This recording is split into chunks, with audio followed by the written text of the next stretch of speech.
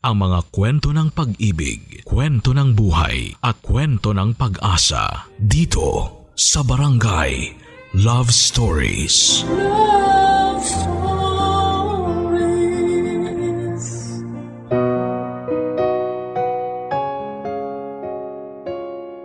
Sa hirap ng panahon ngayon, lahat tayo ay naghahanap ng maayos na pagkakakitaan. Lahat tayo ay may kanya-kanyang diskarte para makaraos. Ikaw, kabarangay, ano ang pinagkakakitaan mo para makatikim ng kaunting ginhawa sa buhay? Dear Papa Dudut, magandang araw po sa inyo at pati na rin sa lahat ng mga kabarangay ninyo na palaging nakatutok sa Barangay LS. Ako nga pala si Jimmy. Matagal-tagal na rin po akong nakikinig sa Barangay LS at araw-araw ko po kayong sinusubaybayan tuwing 12:00 ng tanghali. Pero aaminin ko po na hindi po ako ang number 1 fan ninyo. Kasi mas mahal po kayo ng kapatid ko na si Noah. Sa totoo lang ay siya po talaga ang nag-udyok sa akin na sumulat sa inyo. Nakita raw niya yung email address kung saan ay pwedeng magpadala ng mga kwento. At sinabi niya sa akin na kuya, isubukan mo kaya. Malay mo ay mapili. Kaya heto po ako ngayon. Sumusubok at nagbabaka sakali na matanggap ninyo ang kwento ng buhay namin. Kahit sa tingin ko po ay malabo na matanggap ninyo ang sulat ko na ito ay nagbaka sakali pa rin ako. Hindi po madali ang pinagdaanan namin. Isa po akong batang lumaki sa hirap.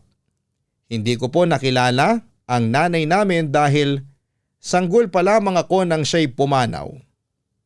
Mula noon, kami na lang ng papa namin at ng kapatid kong si Noah ang magkakasama sa bahay.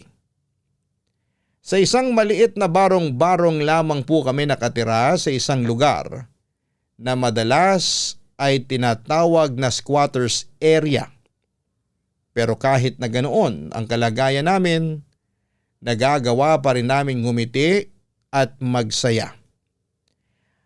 Ngayon po ay matanda na si Papa at medyo hirap na sa gawaing pisikal. Kaya kaming dalawa na lamang ni Noah ang nagsusumika para itaguyod ang pang-araw-araw naming pangangailangan. Kung ano-anong trabaho ang pinasok namin basta marangal at basta't may kita. Isa po sa mga pangunahing pinagkakakitaan namin ay ang pangungulekta ng pagpag na ibinebenta namin ni Noah sa mga tindero-tindera na gumagawa ng pagkain mula rito. Bukod doon ay nangangalkal din kami ng basura para ibenta ang mga pwedeng ma-recycle, lalo na kung matumal ang pagpag. Alam ko po na hindi lahat ay makakaunawa sa trabaho namin. Siguro nga po ay marami ang mandidiri o huhusga sa ginagawa naming magkapatid. Pero hindi ko po ikinakahiya ang kabuhayan naming ito. Kasi sa kabila ng lahat ay wala po kaming tinatapakang tao. At marangal naming pinagkakakitaan ang aming ikinabubuhay.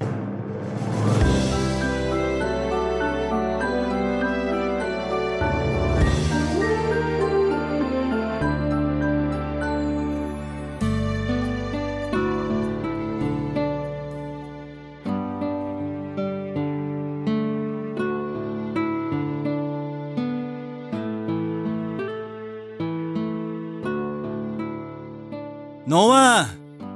Kuya, Gumising ka na nga dyan. oo, eto na. Bumangon ka na dyan, baka mamaya maunahan pa tayo sa mga pagpag. Gising na po. Halika na dito, isara mo yung pintuan. At huwag kang maingay kasi baka magising mo pa si Papa.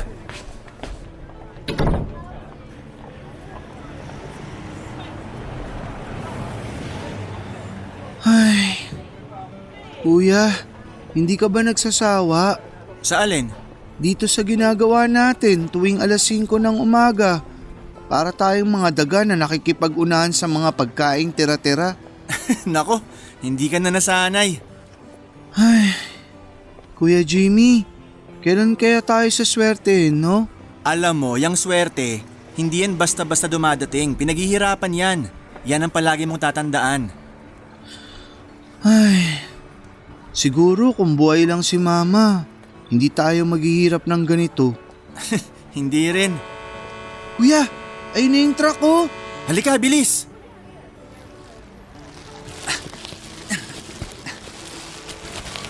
Uy, ayos! Fried chicken! Matikman nga! Bitawan mo nga yan. Ibebenta nga natin, di ba? Pero kuya, gutom na ako. Tiisin mo na lang muna. Huwag kang mag-alala. Ibibili na lang kita ng pansit kapag nabenta na natin tong pagpag. Salamat kuya, the best ka talaga. O sige na, maghanap ka pa dyan ng pwede nating ibenta. Uy, eto, spaghetti! Huy, bitawan mo nga yan. Pero kuya, gutom na ako. Hindi mo ba naaamoy? Panis na yan oh. Ay, sige na nga. Okay na to, nakarami na rin tayo. Halika na. Kuya, sa tingin mo, magkano kaya ang kikitain natin ngayon? Ewan, Gutom na talaga ako eh. Kuya naman oh, sa akin na lang tong fried chicken. kapag kinain mo yan, mawawalan tayo ng suki. Gusto mo ba yon ha? Ay, basta yung pinangako mong pansit ha. Oo, promise yan. Kuya, Ano? tingnan mo yung bata dun. Ang ganda ng cellphone niya. Naiinggit ka? Sino ba naman ang hindi maiinggit dyan? Mukhang bago at mamahalin yung cellphone niya. Ay, kailan kaya tayo magkaka-cellphone? Wala naman tayong paggagamitan ng cellphone ah. Meron kaya? Ano?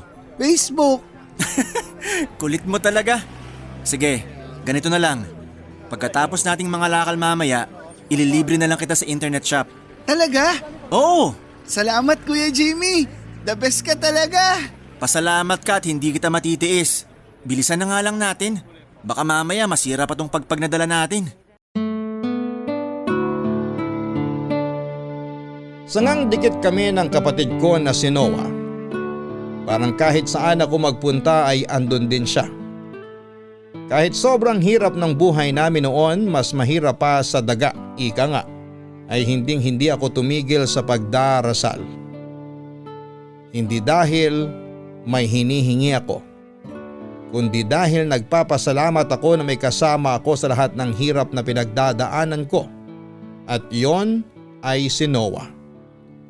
Hindi man kami nakatapos ng pag-aaral, lumalaban naman kami sa buhay. Kahit papaano'y nagagawan pa rin namin ang paraan para makakain kami ng 3 beses sa isang araw. At para sa amin ay malaking bagay na yon. Pero syempre may mga araw na naaawa talaga ako kay Noah. Gusto ko rin naman siyang mapasaya kahit sa simpleng paraan. Kaya noong papalapit na ang birthday ni Noah, naisip ko na regaluhan ko siya ng cellphone. Alam kong matagal na niyang gusto yon at gusto ko siyang mapasaya kahit papaano.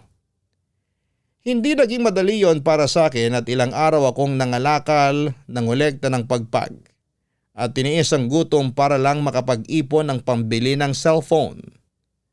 Lahat ng pwede kong tipirin, tiniis ko. Ginawa ko na ata lahat para lamang makabili ng cellphone para sa kapatid ko. Nung nakaipon na ako ng sapat na pera ay bumili ako ng mumurahing second hand na cellphone pero hindi ko kaagad ibinigay. Tinago ko muna kasi gusto ko talagang sorpresahin si Noah sa mismong birthday niya. Ang totoo ay excited na akong ibigay kaagad sa kanya ang cellphone. Pero tiniis ko talaga para mas espesyal. Noong nalaman ni Papa na bumili ako ng cellphone para kay Noah ay nagalit siya kaagad. Sabi niya ay sayang daw ang pera. Mas mabuti pa raw sana kung ibinili ko na lamang na makakain yung perang pinambili ko ng cellphone. Naintindihan ko naman siya kasi syempre pagkain ang mas kailangan namin sa pang-araw-araw. Pero sinabi ko kay Papa na minsan lang mag-birthday si Noah. Nung una ay hindi talaga kumbinsido si Papa. Pero makalipas ang ilang araw siguro ay nakita niya rin kung gaano kahalaga ito para sa akin. at kung gaano ko pinaghirapan yung cellphone na binili ko. Kaya kinalaunan ay napapayag ko rin siya. Sinabi niya na susuportahan niya na lamang ako. At nung dumating na ang birthday ni Noah, doon ko siya sinurpresa. Dala-dala ang regalo na matagal na niyang hinihiling, Papa Dudut.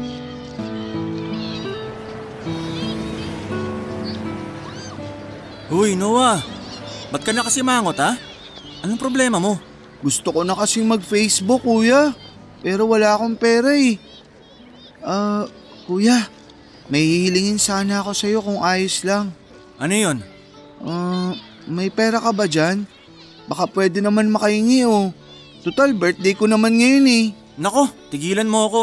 Wala akong pera. Kuya, sige na naman oh. Gusto kong pumunta ng internet shop. Pagbigyan mo na ako. Ang kulit-kulit mo naman. Sinabi na ngang wala eh. O sige, hindi na ako manghihingi. Hiramin ko na lang. Promise, ibabalik ko rin kaagad sa'yo bukas. Sigurado naman ako na may makukuha akong pera sa pangangalakal eh. Kaya sige na. Alam mo ba na ang daming pamilya dyan na nagugutom? Imbis na ibigay ko sa'yo itong natitirang pera ko para makapag-Facebook ka sa internet shop, ibibili ko na lang to na makakain natin. Oh, anong inaarte mo dyan? Pasensya ka na. Awang-awa na kasi ako sa sarili ko eh. Tigilan mo nga yan. Hindi bagay sa'yo. Paano ba naman kasi? Yung ibang mga bata dyan, nagagawa nila yung mga gusto nilang gawin nang hindi na pinaghihirapan. Habang tayo, kailangan pa nating gumulong sa lusak para lang makatikim ng konting ginawa. Hindi ka ba talaga titigil? Okay na ako. Di bali na lang. Bukas na lang ako pupunta ng internet shop kapag may pera na ako. Teka lang, saan ka pupunta? Sa loob ng bahay. Matutulog na lang ako. Hoy, artistahing walang bayad. Bumalik ka nga dito. Bakit ba? Ang totoo niyan, kanina pa kita hindi matiis eh. Happy birthday! Kuya, ano to? Buksan mo. Akala ko talaga nakalimutan mo na yung birthday ko eh. Pwede ba naman yun? Paano naman kasi? Ang sungit-sungit mo sa akin kanina. Buksan mo na nga lang yan. Bagong cellphone! Kuya, totoo ba to? Hindi bago yan. Second hand lang. Kuya, thank you! Thank you! Payakap naman ako! Aray! Nasasakal na ako! Kuya, thank you talaga! Di ko akalain na bibilihan mo ako ng cellphone. Naisip ko rin na mas mabuti nang bilang kita ng cellphone kesa sa palagi kang nanghihingi sa akin ng pera para makapunta ka ng internet shop. Hoy, pero ingatan mo yan ha. Promise, iingatan ko to. Maganda yan. Touchscreen, may wifi at may TV pa yan. Ayos! Hindi ko na kailangang makinood sa mga masusungit natin na kapitbahay. Pero teka lang, kuya, paano ka naman? Huwag mo na akong intindihin. Ang mahalaga sa akin ay masaya ka na. Yun lang sapat na. The best ka talaga. Sandali lang, ano ba naman tong wifi? Ba't hindi ko magana? Sira, wala tayong wifi. Itong data na lang kaya? Di pa kasi ako nakakabili ng SIM card eh. Pero huwag kang mag-alala. Bukas na bukas ibibili din kita ng SIM card ha. Di bali na lang, maglaro na lang muna tayo ng games. Ay kuya, sandali lang. Alam ba ni Papa na binilan mo ako ng bagong cellphone? Oo. Nagalit ba siya? Nung una, oo. Pero wala rin naman siya magagawa eh. Alam niya naman na hindi kita matiis. Halika, sigurado akong tulog na si Papa.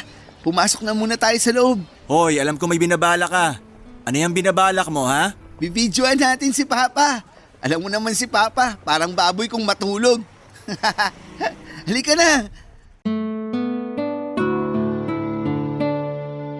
Noong gabing yon ay nagkulitan kami ni Noah at naisipan naming videohan si Papa habang natutulog. Ang lakas talaga ng hilik niya, Papa Dudut. Tawanan kami ng tawanan noon. At kinaumagahan ay nabili ko na rin sa wakas ang SIM card para sa cellphone na niregalo ko kay Noah. Nang mga panahong yon, kahit hirap na hirap pa rin kami sa buhay, pakiramdam ko ay parang nakalanghap ako ng kahit kaunting ginhawa. Ang sarap lang sa pakiramdam na makita siyang tuwang-tuwa at laging may ngiti sa muka habang ginagamit yung cellphone na ibinigay ko sa kanya. Lumipas nga mga araw at nagpatuloy lamang kami ni Noah sa pakikibaka sa araw-araw. Bumalik kami sa nakasanayang buhay. Pangangalakal sa kalsada, pangongolekta ng bote, karton at paminsan-minsan, pagpag na binebenta namin para lamang magkaroon ng pera. Hindi madali pero wala kaming choice kundi ang lumaban. Aaminin ko na tuwing nag-i-scroll si Noah sa Facebook gamit yung cellphone na binigay ko, hindi ko maiwasang mapansin sa mga post ng mga kamag-anak namin. Doon ko unti-unting naramdaman yung inggit. Kasi habang naghihirap kami ni Noah, yung mga kamag-anak naman namin ay maayos ang pamumuhay. Nakakapag-aral sila sa magandang eskwelahan. May mga mamahaling gadgets at ang gaganda na mga bahay nila. Minsan ay natulala na lamang tuloy ako. Iniisip ko kung bakit ganon. Bakit kami ang napunta sa ganitong sitwasyon? Habang sila ay komportable at parang walang problema. Ramdam ko talaga noon na sobrang unfair ng mundo. Parang lahat ng mabuti sa ibang tao napupunta. Habang kami ni Noah, puro pasakit at pagsubok ang natitikman. Pero sa bandang huli ay napaisip din ako. Siguro eto na talaga yung buhay na inilaan sa amin ng Diyos. Maaring mahirap, masakit at puno ng sakripisyo pero eto rin yung dahilan kung bakit kami naging matatag. Kaya kahit naiinggit ako minsan, mas nangingibabaw pa rin yung pasasalamat ko na magkasama pa rin kami ni Noah at sapat na rason na yon para maging masaya ko, Papa Dudut. Pero hindi rin nagtagal yung masasayang araw ko, Papa Dudut. Ilang araw lang ang lumipas, pumanaw si Papa. Hanggang ngayon ay hindi ko pa rin kayang ikwento ng buo kung paano siya namatay. Masyado pa rin kasing masakit para sa akin yung pagkawala niya. At habang isinusulat ko ito ay hindi ko mapigilang maluha. Ayaw ko na sanang balikan yung pangyayaring yon pero wala akong magagawa. Kahit gaano pa kasakit yung nangyari ay bahagi pa rin yon ng kwento ng buhay namin ni Noah. Sa huli wala na kaming ibang nagawa ni Noah kundi ang humingi ng tulong sa mga kamag-anak namin sa Facebook. Sila na mismo ang nag-asikaso ng burol at libing ni Papa. Noong mga panahong yun ay sobrang lungkot at takot ang nararamdaman ko para sa amin ni Noah. Oo, nasa wastong edad na kami pareho ni Noah pero hindi ko pa rin matanggap na pareho kaming ulila. Wala nang nanay, wala na ring tatay. At wala na kaming ibang maaasahan ni Noah kung hindi ang isa't isa. Yun na po siguro ang pinakamalungkot at pinakamabigat na nangyari sa amin ng kapatid ko. Pakiramdam ko ay parang gumuho na talaga ang mundo namin noong nawala si Papa. Pero sa gitna ng lahat ng sakit at lungkot na yon, doon ko rin ipinangako sa sarili ko na kahit na anong mangyari, hindi ko pababayaan si Noah. Kahit gaano kahirap ang buhay, kahit kapos kami sa lahat, sisiguraduhin kong hindi siya mawawala ng kasama, ng kakampi at ng pamilya. Ang tanging pinagpapasalamat ko na lamang talaga noong mga oras na yon ay kahit papaano ay may bahay pa rin kami na matutuluyan sa squatters area.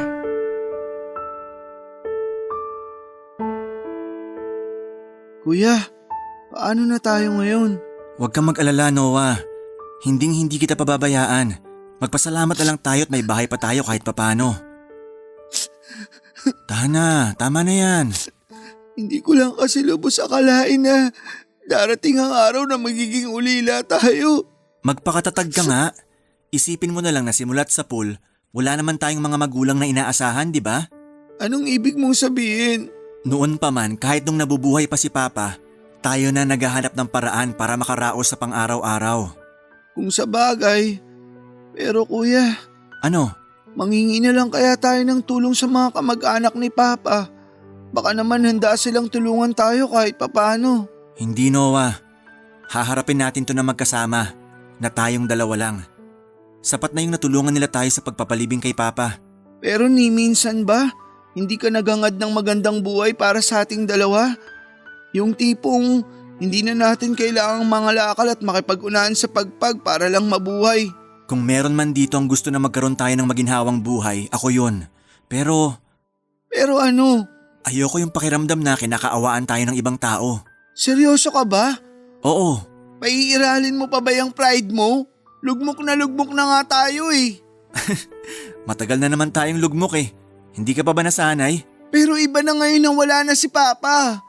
Kuya, aminin mo man o hindi, kailangan na natin ng tulong. Nasa edad na tayo, Noah. Sa tingin mo ba, tutulungan pa tayo ng mga kamag-anak natin pag humingi tayo ng tulong sa kanila? Wala namang mawawala kung susubukan natin eh. Hindi. Dito lang tayo. Hindi tayo hingi ng tulong sa kanila. Sabihin mo nga sa akin ang totoo, Kuya Jamie. Bakit ayaw mong humingi tayo ng tulong sa kanila, ha? Kasi alam ko sa sarili ko na kapag ginawa natin yun, kakawawain lang nila tayo kasi laki tayo sa hirap. At bakit? Hindi pa ba tayo kawawa sa lagay na to? Puro mayayaman yung mga kamag-anak natin, Noah. Hindi tayo nababagay sa mundo nila. Kaya mas pipiliin mo maghirap na lang. Ganun ba yun? Manahimik ka na lang dyan. Ayoko nang pag-usapan to. Napakadamot mo. Anong sinabi mo? Ang sabi ko, napakadamot mo. Wala ka nang ibang inisip kundi ang pride mo. Wala kang karapatan para pagsalitaan ako ng ganyan. Alam ng Diyos na ginawa ko ang lahat para ibigay sa iyo ang lahat. Wala ka ba talagang pangarap sa buhay, ha? Ni minsan ba hindi mo man lang pinangarap na makapagtapos ka ng pag-aaral? Ni minsan ba hindi mo man lang pinangarap na magkaroon ng maginawa at komportableng buhay? Pinangarap ko ang lahat ng yon, pero hindi sa paraang gusto mo. Alam mo, pagpatuloy mo pang pinairal yung pride mo, sa kangkungan tayo pupulutin sa bandang uli. Hinding-hindi mangyayari yan. Kasi habang nandito pa ako, gagawin ko ang lahat para makakain tayo ng 3 beses sa isang araw. Hoy, saan ka pupunta? Magpapahangin lang. Hindi kami nagkaayos ni Noah noong gabing yon. Gusto niya na kasing ngayong wala na si Papa ay humingi na kami ng tulong sa mga kamag-anak namin. Sa totoo lang ay naiintindihan ko naman ang punto niya na baka pwede kaming matulungan ng mga kamag-anak kahit papaano. Pero talagang tumanggi ako ng mga oras na yon.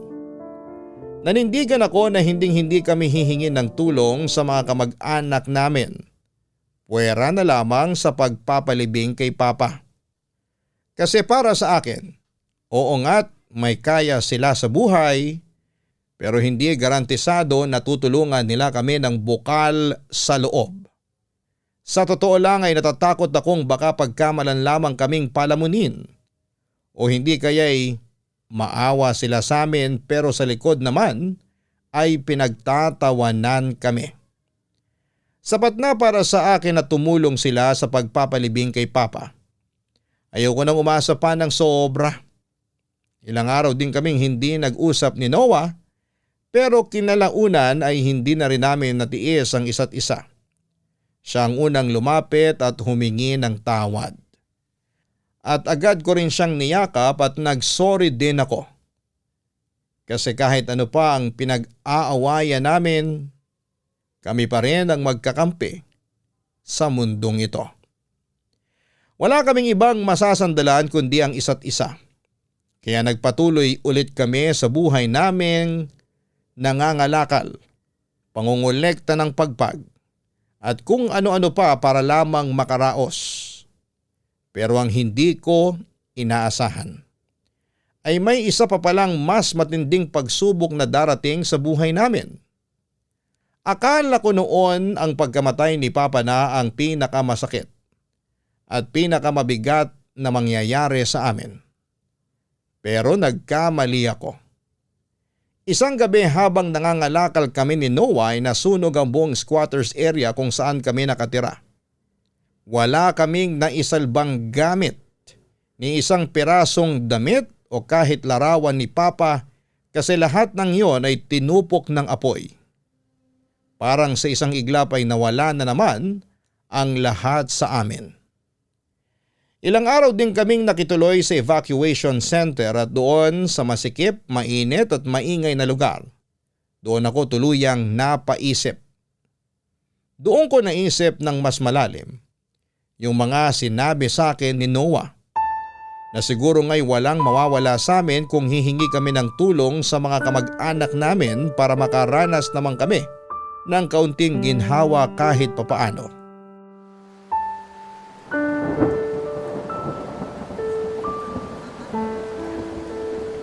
Kuya, paano na tayo ngayon? Huwag kang mag-alala. Malalampasan din natin to. Haharapin natin to na magkasama. Ang lakas ng ulan. Kuya, ginawa ko. Sandali lang. Ito ang t-shirt ko. Pero paano ka? Ayos lang ako. Sige na, kunin mo na to. Salamat kuya. Pahiram nga ako ng cellphone mo. Bakit? Anong gagawin mo? Napaisip na ako sa sinabi mo sa akin noon. At siguro panahon na nga para lunukin ko tong pride ko. Siguro nga oras na para humingi tayo ng tulong sa mga kamag-anak natin. Seryoso ka ba? Oo. Gaya nga ng sinabi mo, pupulutin tayo sa kangkungan kung paiiralin ko pa tong pride ko. Wala na tayong matutuluyan, Noah. At natupok na rin ng apoy ang lahat ng gamit natin. Sino yung tinatawagan mo? Si Tita Celeste, yung nakakatandang kapatid ni Papa na tumulong sa atin nung namatay si Papa.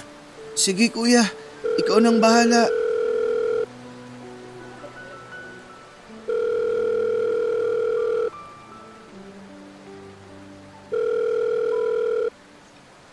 Hello? Hello, Tita Celeste? Sino to? Si Jimmy po to. O Jimmy, anong kailangan mo? Tita, kailangan namin ng tulong mo. Hindi pa ba sapat yung tulong na naibigay ko sa inyo noong pinalibing ko yung papa ninyo? Hindi naman po sa ganon. Sa katunayan nga, sobra-sobra na yung tulong na naibigay nyo sa amin. At hanggang ngayon, nagpapasalamat pa rin kami ni Noah sa inyo. Pero kasi, Pero ano? nasunugan po kami. Ilang araw na po kami dito sa evacuation center. At wala na po kaming matutuluyan. Kuya, akin na. Ha? Bakit? Basta, akin na muna yung cellphone. Sige. O eto. Tita Celeste, kung ayos lang po sa inyo, pwede po kaming mamasukan sa inyo. Kahit hindi nyo po kami sahuran, ayos lang po sa amin. Kailangan lang talaga kasi namin ng matutuluyan eh. Pasensya na po talaga sa abala. Pero walang-wala na po kami ni Kuya Jimmy. Ay, o siya sige. May pamasahe ba kayo papunta dito sa amin sa Cavite? Pasensya na po kayo. Pero wala po kasi kaming pera eh. Ay, hindi bali na lang. Bukas ng umaga magpapadala ako sa inyo ng pera para makapunta na kayo dito. Naku tita, ang bait-bait niyo po talaga. Maraming salamat po. Tatanawin ko pong malaking utang na loob to. Ay sige na, tatawagan ko na lang kayo bukas ha. Matutulog na ako. Good night po. Sige na, good night. Tama ba yung narinig ko? Mamamasukan tayo kina Tita Celeste? Naku kuya, isang tabi mo na nga muna yung pride mo. Isipin mo na lang nakapalit nun, may matutuluyan na tayo. Kung sa bagay. Pero, paano kung labag pala sa loob ni Tita Celeste yung pagtulong niya sa atin? Ayan na naman si Praning. Eto sa tingin mo ba, mag-aabala si Tita Celeste na tulungan tayo sa pagpapalibing kay Papa? Kung wala siyang pakialam at masama ang ugali niya? Isipin mo naman kasi, nung nabubuhay pa si Papa, ni minsan hindi siya nanghingi ng tulong dyan. Tigilan mo na nga ang kakaisip ng kung ano-ano. May mas lalala pa ba sa sitwasyon natin ngayon? Tsaka isa pa, makikilala na rin natin yung nag-iisang lalaking anak ni Tita Celeste. Yung pinsan natin. Naku, sigurado akong maraming gadgets yun. Palagi ko nakikita sa Facebook eh. Napaka-materialistic mo talaga. Bahala ka na nga dyan. Basta ako, excited na ako. Matulog na nga lang tayo. Good night, kuya. Good night.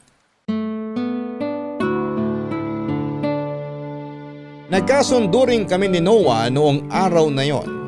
Nahihingi na kami ng tulong kay Tita Celeste. Kinaumagahan ay nagpadala kaagad si Tita Celeste ng pera para sa pamasahe namin. At sabay na kaming lumuwas ni Noah papunta sa Cavite. Pagdating namin sa bahay ni Tita Celeste, masaya niya kaming sinalubong at doon na rin namin unang nakilala ang anak ni Tita Celeste na pinsan namin. Mababait sila at hindi nila pinaramdam sa amin na mahirap kami. o naiiba kami sa kanila. Sa totoo lang ang gaan ng loob namin dahil sa mainit nila na pagtanggap sa amin ni Noah. Nang makaupo kami sa sala ay sinabi ni Tita Celeste na pag-aaralin daw niya kami ni Noah sa darating na pasukan. Sobrang tuwa talaga ang naramdaman namin noong sinabi niya yon. Parang nabunutan kami ng tinik sa dibdib, Papa Dudut. Sa loob ng mahabang panahon ay ngayon lang ulit kami nakaramdam ng pag-asa sa buhay. At doon ko rin naramdaman ang matinding konsensya. Kasi noong una ay inisip ko kaagad na baka matapobre ang mga mayayaman. Na baka pabigat lang ang tingin nila sa amin ni Noah. Ang akala ko kasi, lahat ng may kaya ay isnabero at walang malasakit sa mahihirap. Pero mali pala ako. Doon ko napagtanto na hindi dapat tayo basta-bastang nanghuhusga ng tao. Mas mabuting kilalanin muna natin sila ng maayos bago tayo gumawa ng konklusyon. At habang wala pa ang pasukan ay tumulong muna kami ni Noah sa bahay nila Tita Celeste. Kami ang naglilinis, nagluluto, naghuhugas ng pinggan at gumagawa ng iba pang mga gawaing bahay. Ginagawa namin ito hindi dahil pinilit kami, kundi dahil gusto naming ipakita ang taos-puso naming pasasalamat sa pagtanggap at pag-aalaga nila sa amin.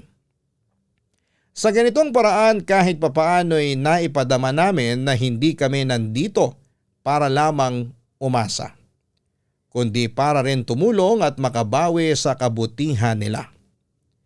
Ikinuwento rin sa amin ni Tita Celeste na sa kanilang magkakapatid ay siya lang talagang nakatapos ng pag-aaral.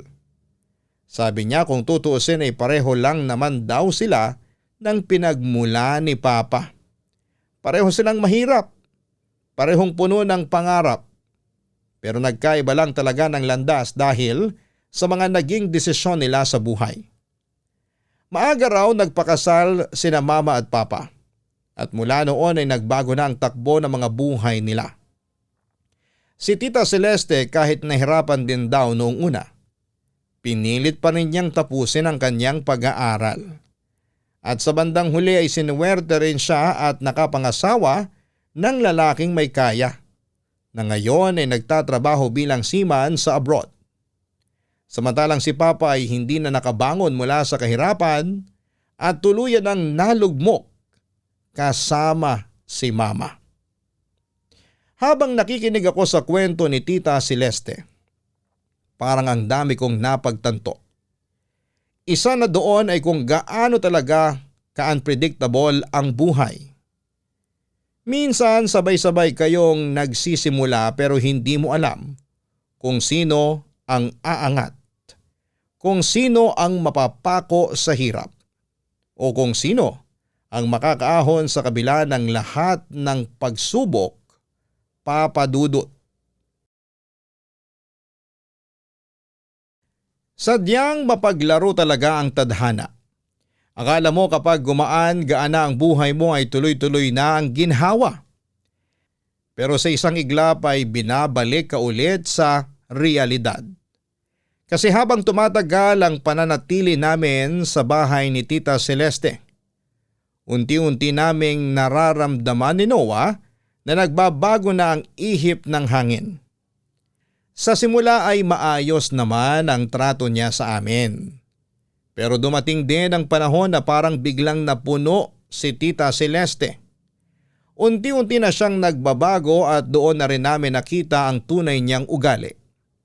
Nagsimula ang lahat noong sinabi niya sa amin ni Noah na hindi na muna niya kami pag-aaralin. Noong una'y tinanggap namin ni Noah yon. Naintindihan naman namin kasi baka gipit din sila o may pinagdaraanan. Pero habang tumatagal ay palagi na niya kaming sinisigawan. Sinasabihan ng masasakit na salita at paulit-ulit kaming pinapaalalahanan na ayusin daw namin ang mga gawaing bahay. Parang kahit na anong gawin namin ay kulang. Parang lahat ng kilos namin ay mali. Ramdam na ramdam namin ang paglamig ng loob ni Tita Celeste sa amin, Papa Dudut. At ang mas masakit pa, Pati ang pinsan namin na dati ay mabait at pala kaibigan ay unti-unti na ring nag-iba. Nahawa na rin siya sa kamalditahan ni Tita Celeste. Nagsimula na rin siyang manduro, manginsulto at iparamdam sa amin na parang pabigat lamang kami sa bahay. Dumating sa punto na bawat araw ay para kaming naglalakad sa gilid ng kutsilyo. Walang kasiguraduhan kung kailan ulit kami masisigawan o mapapahiya. Nang mga panahong yun ay gustong-gusto ko na talagang umalis kasama si Noah. Araw-araw naming pinag-uusapan kung paano kami makakaalis. Pero sa tuwing naiisip ko ang kapatid ko ay napapaisip ako ng mas malalim. Kapag umalis kami, saan naman kami pupunta? Wala kaming pera at malamang sa lansangan kami pupulutin kapag umalis kami kaagad. Kaya kahit masakit ay tiniis na lang namin ang lahat at hindi dahil mahina kami, kundi dahil wala pa kaming ibang mapupuntahan. Gabi-gabi tahimik akong nagdarasal na sana'y gabayan kami ng Diyos. Protektahan at bigyan kami ng lakas ng loob para lampasan ang pagsubok na ito.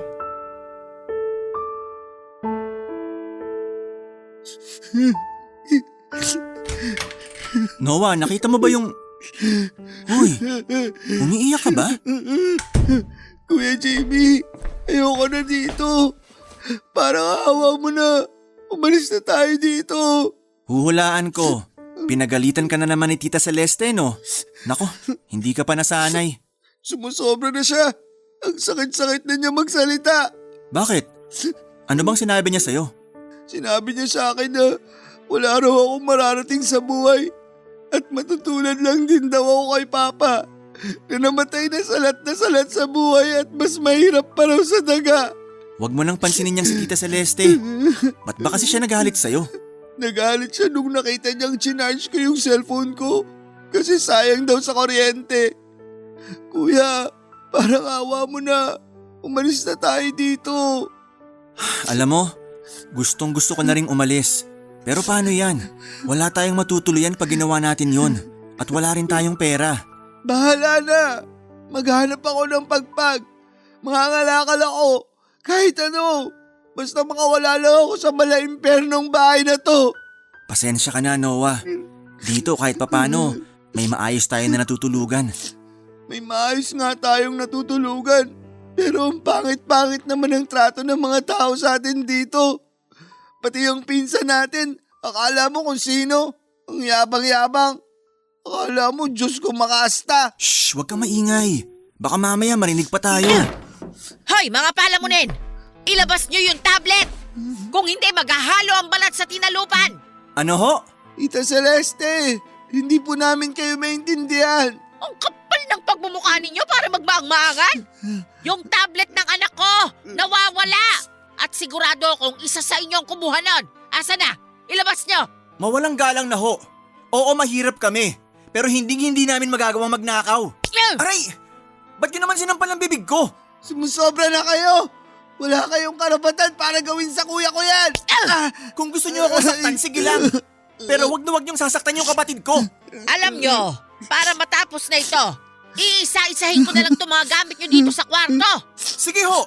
Halongkatin niyo yung mga gamit namin dito hanggang sa magsawa kayo. Pero sinasabi ko sa inyo na wala kayong makikitang tablet dito. Ay, talaga ba? Pwes, tignan natin. Kuya, Asa na yun, ha? may alam ka ba Saan tungkol yung sa tinago? nawawalang tablet? Alam ko Ano tingin mo sa akin, magnanakaw? Siyempre wala akong alam dyan. Hoy, mga hampas lupang dugyot. Anong binubulong-bulong nyo dyan, ha? Wala po. Alam ko na. Siguro binenta na ninyo yung tablet ng anak ko, no? Sumusobra na po kayo ha. Ganun na ba talaga kaliit at kababa ang tingin nyo sa amin? Hindi ninyo ako masisisi. Pareho kayong mga squatter. Kaya hindi na rin ako magtataka kung pag-iinteresan ninyo yung tablet ng anak ko. Hanapin niyo muna kaya lang mabuti yung tablet bago niyo kami pagbintangan ni kuya. Hindi porket lumakay kami sa hirap, kami na kaagad ang pagbibintangan niyo. Paano ka naman naglakad yung tablet ng mag-isa? Malay mo naman. Aba talaga sumasagot-sagot ka pa ngayon, ha? Huh, pues, tignan natin kung hanggang saan ang tapang niya. Hoy! Tita, Saan mo dadalhin yung mga damit Tita, namin, ha? ibalik niyo na sa amin yan! Hoy! Ipapaalala ko lang sa inyo na ako ang bumili ng mga damit na ito. Kaya gagawin ko kung anong gusto ko dito. Ayan! Ba't nyo naman tinapon yung mga damit namin sa basurahan? Alam mo, ikaw kanina ka pa eh. Naririndi na ako sa pasagot-sagot mo sa akin eh. Sige, ipagpatuloy mo yan. Pinapangako ko sa inyong dalawa na hindi ko na kayo papakainin. Sobrang sumama talaga ang loob namin ni Noah noong araw na yon. Hindi lang dahil sinigawan na naman kami kundi dahil tinapon mismo ni Tita Celeste ang mga damit namin sa basurahan. Hindi lang basta itinapon kung saan kundi doon pa sa basurahan na may mga bulok na pagkain, amoy panis at punong-puno ng uod. Ang mas masakit pa, ang sabi pa ni Tita Celeste sa amin ay okay lang yan. Sanay naman kayong mga lakal at kumalkal ng pagpag, hindi ba? Aaminin ko po na mas masahol pa sa hayop yung turing sa amin ni Tita Celeste ng mga panahon na yon. At kahit durog na ang loob namin, kinuha pa rin namin yung mga damit sa basurahan. Nilabhan namin ni Noah ng maigi yung mga itinapong damit ni Tita Celeste. Yung halos kuskusin mo na hanggang mabutas para lang maalis yung mantsa at mabahong amoy. Kinabukasan ay nahanap rin ang pinsa namin yung nawawalang tablet na matagal na niyang hinahanap. At sa kabila ng lahat ay hindi humingi ng tawad si Tita Celeste sa amin ni Noah. Parang wala lang sa kanila yung pananakit at paninisi sa amin. Habang kami, ilang araw nang bitbit ang bigat ng akusasyon at kahihiyan. Ramdam na ramdam namin ni Noah na para na kaming alila sa bahay na yon. Hindi lang dahil hindi na kami pinag-aral kundi dahil palagi kaming minamaliit, pinagsisisigawan at pinaparamdam na wala kaming halaga. Sa totoo lang, sobrang bumaba ang tingin namin sa sarili namin noon. Pero kahit na ganoon ay hindi pa rin namin magawang basta na lamang umalis.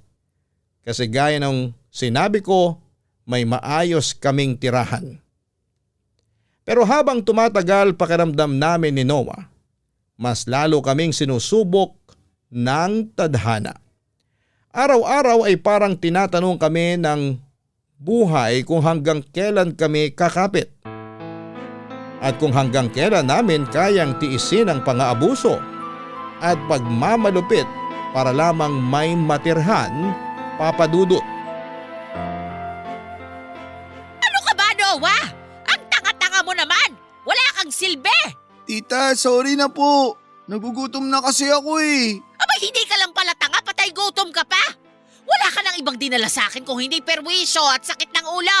Pareho kayo ng Kuya Jamie mo, mga inotel. Tumataas ang presyon ko sa inyo. Pasensya na po talaga.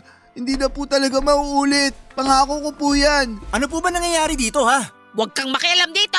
Bumalik ka dun sa labas at linisin mo na lang yung kotse ko gaya ng inuutos ko sa'yo. Hindi! Hindi ako mananahimik dito habang pinagsasalitaan mo ng masama yung kapatid ko. Noah, ano ba kasi nangyari dito? Gusto mo ba talagang malaman kung anong ginawa nitong patay gutom na kapatid mo, ha? Kinain niya lang naman yung caviar na nasa ref ko. Alam mo ba kung magkano ang halaga nun, ha? Pasensya na po kayo. Talagang nagutom lang po ako. Hindi ko naman akalain na ganun pala kamahal yun. Tama na ho. Pagtatrabahuhan ko na lang po yung pagkain kinain ng kapatid ko. Hoy, kahit ibenta nyo pa yung kaluluwa ninyo, hindi ninyo mababayaran yung pagkain kinain nitong kapatid mong dugyot. Masisisi niyo ba ako? Ilang araw niyo na po kami pinagkakaitan ng makakain. Anong pinagkakaitan? Bakit? Kulang pa ba yung pagkain binibigay ko sa inyo, ha? Bakit? Ano bang binibigay niyo sa amin? Hindi ba't mga tira-tira na pagkain? Kung tutusin nga, mas maayos pa yung pagpag na napupulot namin ni Kuya nung nasa squatters pa kami. Hoy! Imbes na magpasalamat na lang kayo na pinatuloy ko kayo dito sa bahay ko, abay nagre-reklamo ka pa? Lakas din naman ang loob mo? O ano nga bang aasahan ko sa mga batang lumaki sa squatter? Magdahan-dahan naman po kayo sa pananalita nyo sa amin. Nakakasakit na po kayo. At bakit? Hindi ba totoo? Wala kayong pinagkaiba ng tatay nyo. Kayong lahat, pare-pareho kayong mga bobo at walang mararating sa buhay. Mga wala kayong silbi sa lipunan, mga pabigat! Tita, ano ba talaga naging kasalanan namin sa inyo ha? Simulat sa pool, maayos naman ang pakikitungo sa amin ni Noah sa inyo. At ni minsan hindi naman kami naging pabigat sa inyo. Sabihin nyo nga sa akin, saan po ba nanggagaling tong galit at puot nyo sa amin ha? Gusto mo talagang malaman ng totoo, ha? Oo! Sigurado ka? Magsalita po kayo para magkaalaman na. Hindi yung araw-araw nyo na lang kami pinapahirapan. Nung nabubuhay pa yung tatay ninyo, inis na inis ako dyan. Kasi kahit anong pagsusumikap ko, nasa kanya palagi ang atensyon at pagmamahal ng mga magulang namin hanggang sa namatay sila. Sa mga mata ng mga magulang namin, wala na akong ginawang tama.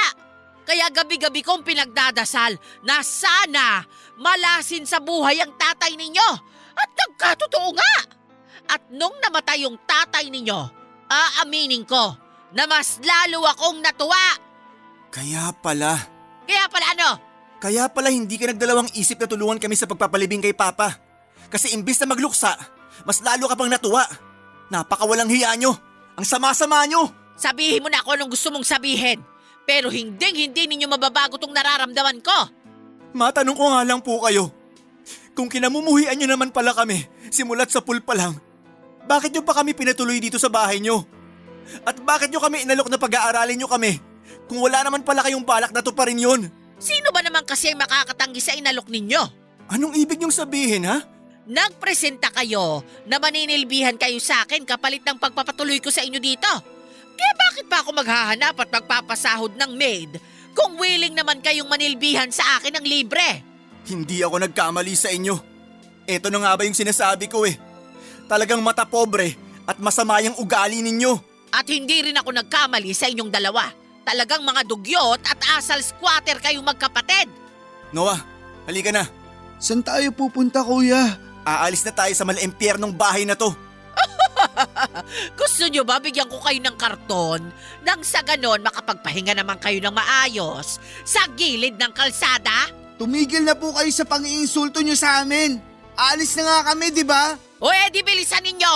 Ang kupad-kupad nyo naman eh. Double time. Alis na! Ipagdadasal ko na lang na sana hindi kayo singilin ng karma sa ginagawa nyo sa amin ngayon.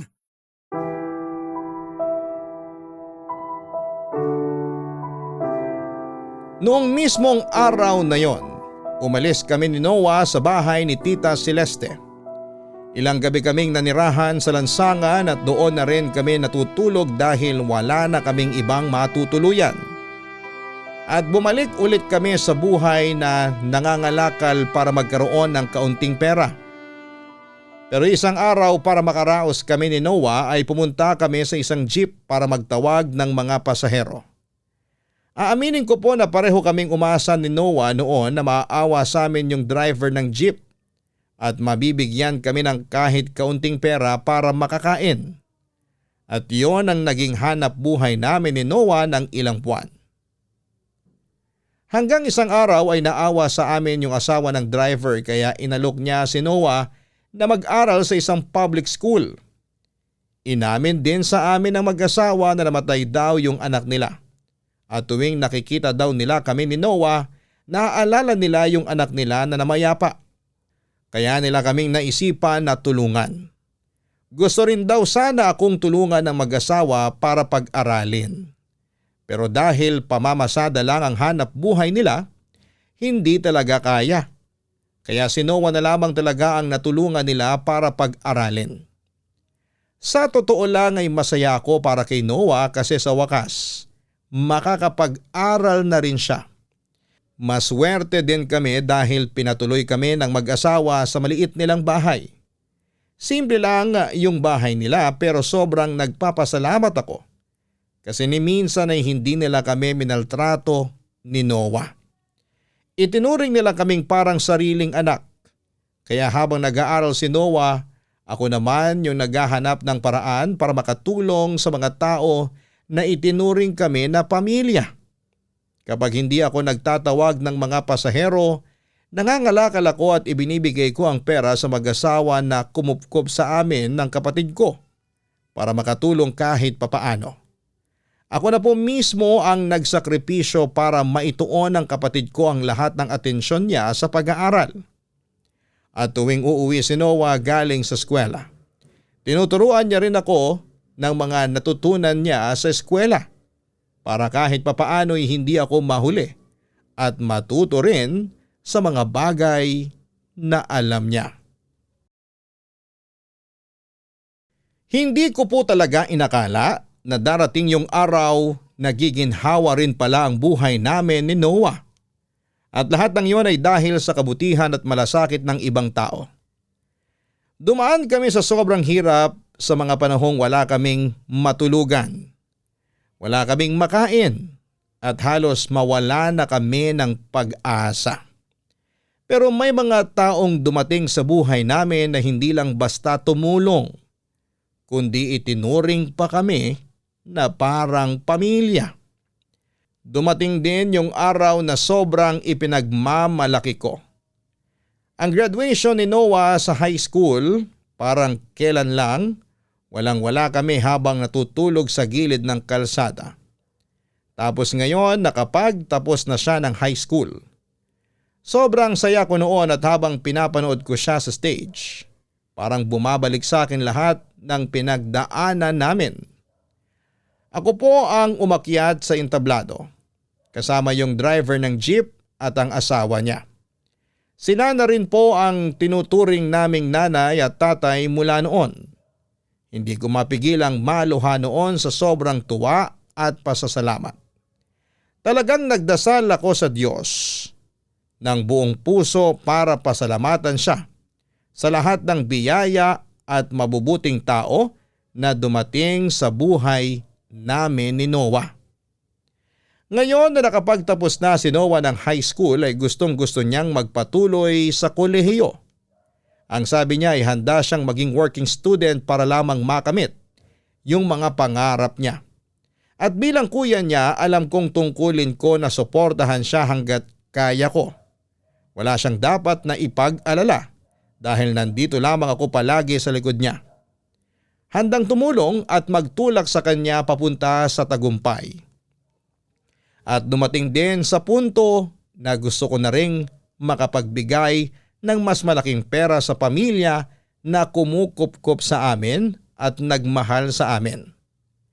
Kaya tumigil na ako sa pagtatawag ng pasahero sa mga jeep at sa pangangalakal. At sa awa ng Diyos ay nakahanap ako ng trabaho bilang crew sa isang kilalang fast food restaurant.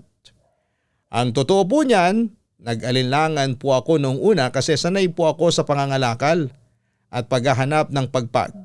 At hindi ko po lubos akalain na matatanggap ako bilang waiter sa isang restaurant noong nag-apply ako. At dito ko mismo napatunayan na hinding-hindi ka aasenso sa buhay at walang mangyayari sa iyo kung hindi mo susubukan.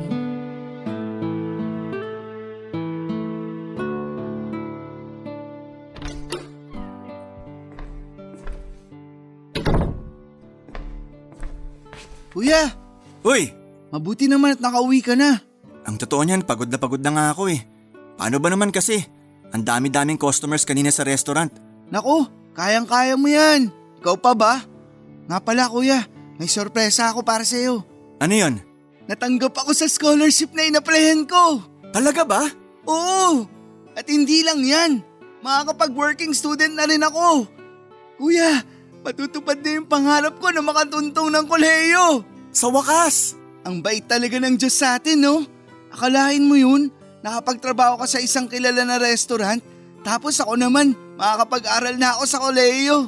Pero ipapaalala ko lang sa'yo na sana wag lumaki ang ulo mo. Anong ibig mong sabihin? Marami kasing tao dyan na nakakalimutan na yung pinanggalingan nila porket umasenso na sila sa buhay. Naku, ibahin mo ako, kasi di naman ako katulad ni… Mukhang alam ko na kung sino yung tinutukoy mo. Si Tita Celeste at yung pinsan nating hambog, no? Kalimutan mo na nga lang yun. Kuya, kahit matagal na panahon na ang nakalipas, hindi ko makakalimutan kung paano nila tayo minaltrato at pinagsalitaan ng masama. Ay, hayaan mo na. Karma na ang bahala sa kanila. Wala na naman silang ambag sa mga buhay natin eh. Kung sa bagay, Sandali nga lang. Paano naman napasok si Tita Celeste sa usapan? pasensya ka na kuya. Nakikita ko pa rin kasi ang mga pinagpopost ni Tita Celeste at nung pinsan natin sa Facebook eh. I-block mo na lang kaya. Ayoko nga. Ha? Bakit naman? Kasi kapag nakapagtapos na tayo ng kolehiyo, gusto kong ipamukha sa kanila na may narating na tayo. At hindi naging hadlang yung pagmamalupit nila sa atin noon para umasenso tayo sa buhay. Alam mo, ayaw sana kitang konsintihin. Pero magaling ka dun. Gusto ko yan. Sabi sa'yo eh. Basta, gawin mo na lang inspirasyon lahat ng mga pinaggagawa nila sa atin noon para may marating ka sa buhay. Yun na lang ang isipin mo ha? Makakaasa ka kuya. Nga pala, may papakiusap sana ako sa'yo. Ano yun? Gusto ko dalhin mo ako dun sa college na pinag-enrollan mo. Ipasyal mo naman ako dun oh. Maliit na bagay. Yun lang ba? Oo, kasi sigurado ako na mas malaki na yung eskwelahan na papasukan mo at gusto ko makita yon. Huwag kang mag-alala kuya. Kasi katulad ng dati nating ginagawa, ituturo ko pa rin sa'yo lahat ng mga matututunan ko. Kapag dumating yung panahon na nakapagtapos na ako ng kolehiyo at nakakuha ako ng magandang trabaho, ikaw naman ang pag-aaralin ko. Nako, wag na. Sigurado ako na pagtatawanan lang ako ng mga magiging kaklase ko. Ha? Bakit naman? Tingnan mo nga ako, ang tanda-tanda ako na. Sigurado ako magmumukha lang akong baby damulag sa lahat ng mga kaklase ko. Loko ka talaga kuya. Pero alam mo, yan din mismo yung naramdaman ko nung unang araw ko sa high school. Pero kinalaunan, natanggap din ng mga kaklase ko na mas matanda ako sa kanilang lahat. Mabuti na nga lang at hindi natakot yung mga kaklase mo sa'yo. Bakit? Dahil ako yung pinakamatanda sa kanilang lahat? Hindi, kasi ikaw yung pinakapangit sa kanila. Uy, Biro lang. ang sama mo sa akin ah. Kung ganun, di bali na lang. Hindi na kita sasamahan sa college na papasukan ko. Ah, talaga ba? Oo. Sige, ikaw rin. Siya nga pala, kakatanggap ko lang ng sahod ko. Eto naman, hindi na mabiro. Labas tayo kuya. Libre mo ako ng fried chicken at ice cream. Manigas ka dyan. Sige na naman oh. Matitiis ba naman kita? Oh, eto yung pera. Bumili ka mag-isa mo. Matutulog na ako. Kuya naman eh. Kaya mo na yan. Pagod ako sa trabaho eh. Matutulog na ako. Good night. Umuwi ka agad ah. Sa puntong ito ng buhay namin, kahit nagtatrabaho pa rin ako sa restaurant bilang waiter at si Noah naman, ay patuloy na nagwo-working student at umaasa sa scholarship. Masasabi ko nang nararamdaman na namin na talagang gumaganda na ang takbo ng buhay naming magkapatid. Hindi man kami mayaman pero ramdam na ramdam namin ang pagbabago. Yung tipong hindi na kami nagigising araw-araw na inaalala kung saan kami kukuha ng pagkain o kung saan kami matutulog. Ngayon ay sabay na naming tinutustusan ni Noah ang mga gastusin sa bahay ng mga kumupkop sa amin. Ako madalas nag-overtime para kahit papaano may maibigay akong allowance kay Noah. Nakakatuwa ring isipin na nasa punto na kami kung saan ay nakikita na namin ang bunga ng lahat ng pinaghirapan namin. Si Noah mataas ang mga grades at kahit doble ang pagod niya bilang estudyante at working student, hindi niya pinabayaan ang pag-aaral niya. At bilang kuya ay sobrang proud ako sa kanya. Ang sarap sa pakiramdam na makita siyang unti-unting inaabot ang mga pangarap niya. At mas lalo pa kaming naantig. Noong isang gabi habang kumakain kami ng hapunan, sinabi sa amin ng mag-asawang kumupkop sa amin. Yung jeepney driver at ang asawa niya na kami daw ang inspirasyon nila. Kung bakit araw-araw silang nagsusumikap. Ang sarap sa pakiramdam na marinig yon. Na kahit na hindi namin sila kadugo ay minahal nila kami ng buong buo at walang hinihinging kapalit.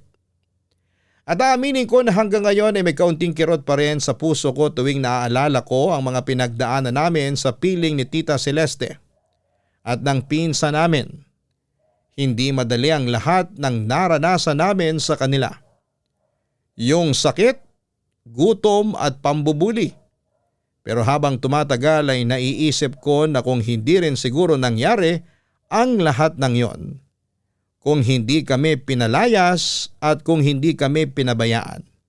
Baka hindi rin kami mapunta sa lugar kung saan namin natagpuan ang tunay na malasakit at pagmamahal. Pero isang araw sa hindi inaasahang pagkakataon ay may isang tao na muling kumatok sa tahimik naming buhay ni Noah. Isang taong hindi ko akalaing muling magpaparamdam sa amin.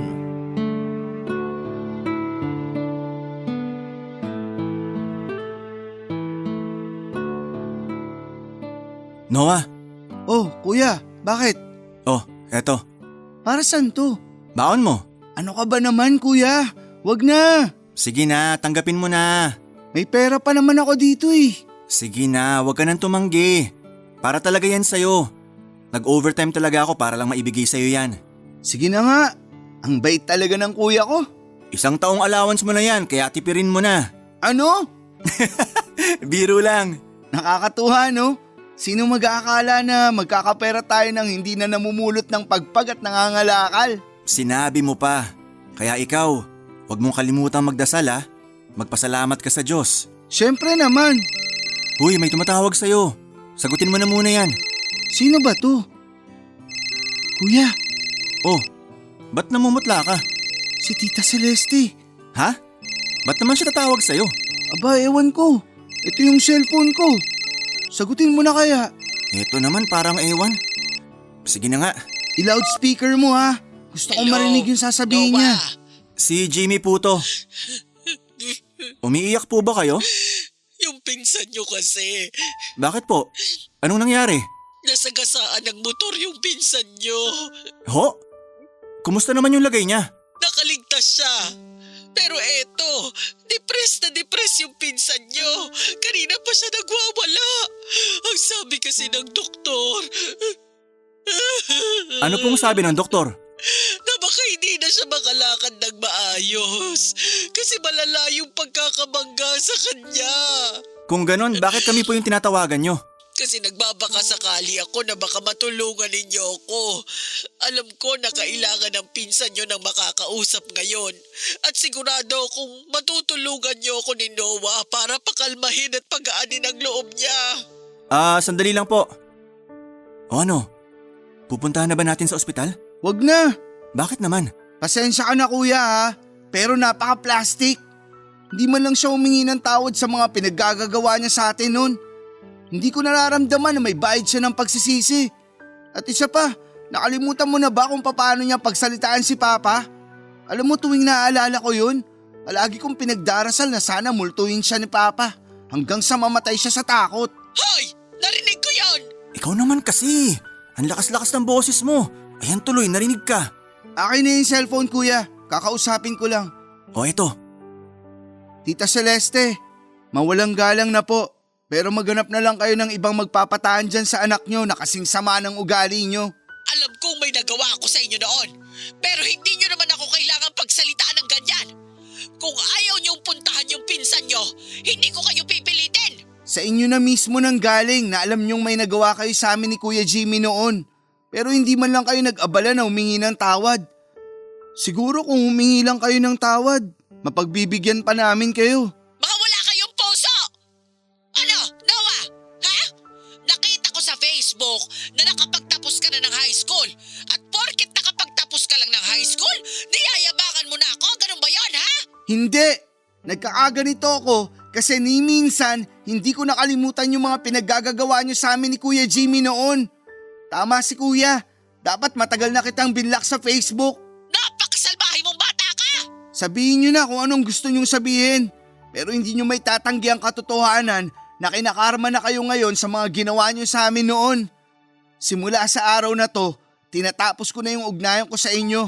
At kalimutan nyo na rin na magkadugo tayo. At para sabihin ko lang sa inyo, ang sarap sa pakiramdam na nagagawa na kitang sagot-sagutin. Ang totoo niyan, dapat matagal ko na tong ginawa. Kasi wala kayong kasing sama. Siguro kung humingi kayo ng tawad, mapagbibigyan ko pa kayo. Pero mukhang malabo na mangyari yan. Kasi mukhang hindi kayo nagsisisi sa ginawa nyo sa amin ni Kuya Jamie noon. Mga inotel! Mga squatter! Matandang hukluban! Sige na, ibababa ko na to.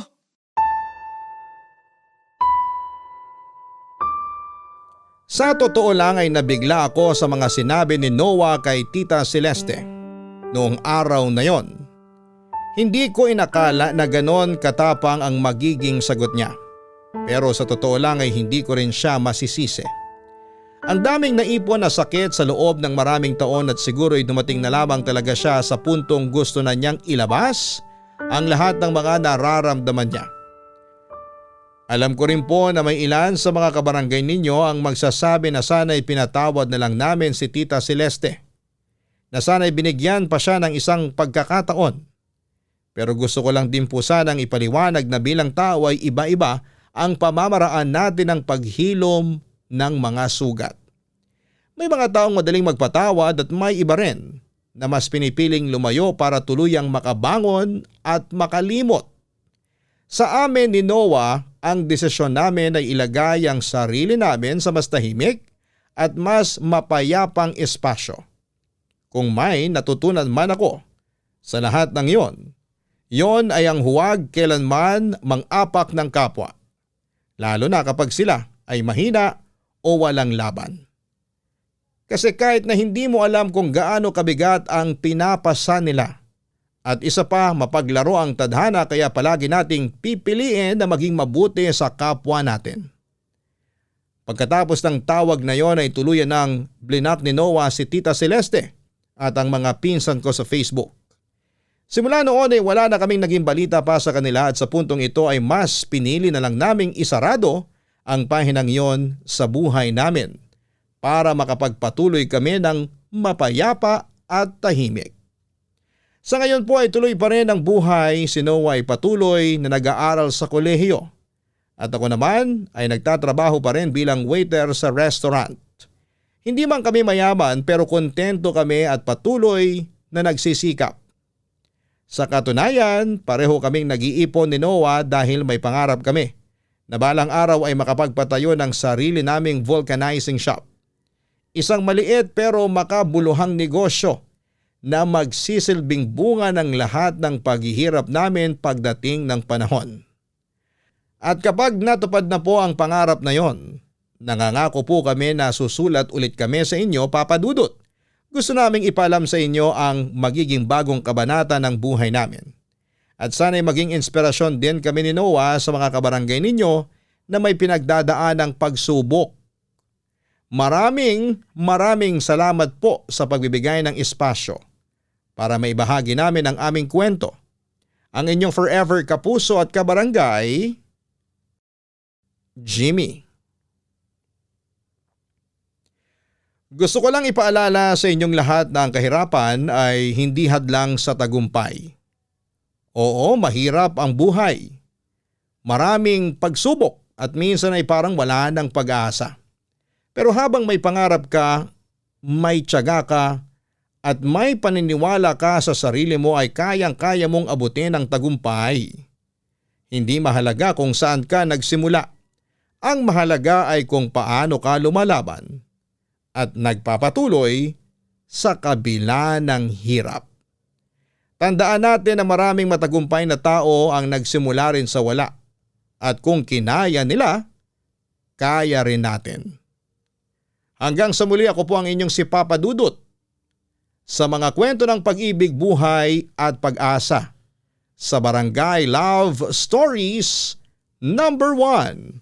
Barangay Love Stories. Barangay Love Stories. O ikaw, kabarangay, kumukulo rin ba dugo mo? Pwede kang mag-iwan ng comment sa ating comment section.